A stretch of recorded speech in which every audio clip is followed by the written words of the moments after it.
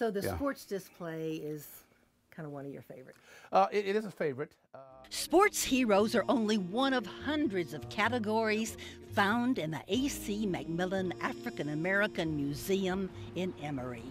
There are photographs, posters, historic documents, costumes, and all kinds of memorabilia, including director Gwendolyn McMillan Law's favorite collection of dolls.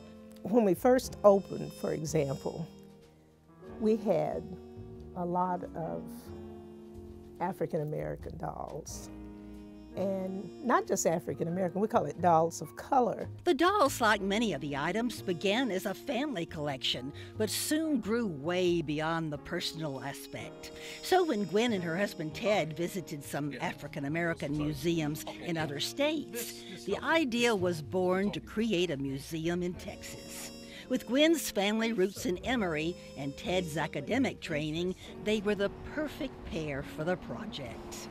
I have a master's degree in African American history, so a lot of the knowledge from that educational experience I used in my capacity as a curator for the museum. The museum is named after Gwen's father, A.C. McMillan, an early Rains County educator. When he was the principal at the African American school, at that time principal was principal, coach, janitor, bus driver, and so he had led a very interesting life. When the Rains County schools were integrated, McMillan was the only African American to be hired as principal in the new system.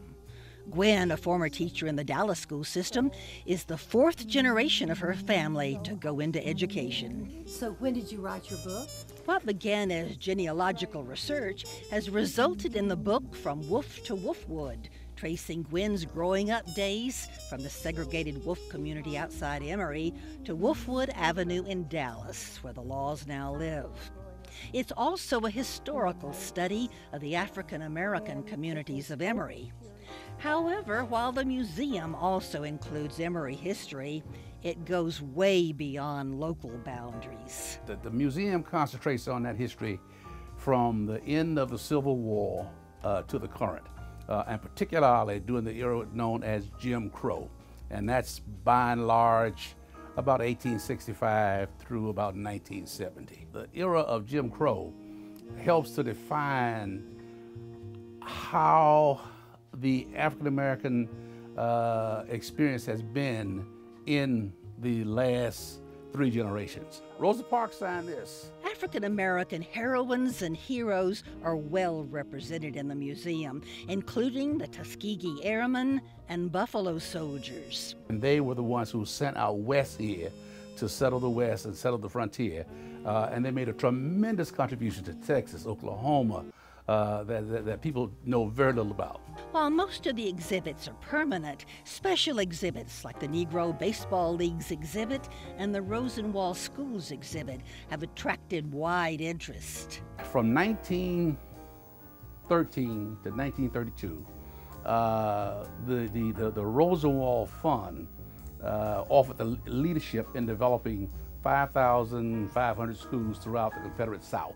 Fewer than 300 of the Rosenwald schools still exist, with one of those, Gwen's early school, where her father was principal, in the Emory area. Its preservation is a current project of the couple, along with the community and other interested groups. I guess what gives me the most pleasure is knowing that this is my hometown, and it's something that spotlights my hometown. At the A.C. McMillan Museum, family and history are united. Until next time, in Emory, I'm Joan Hallmark.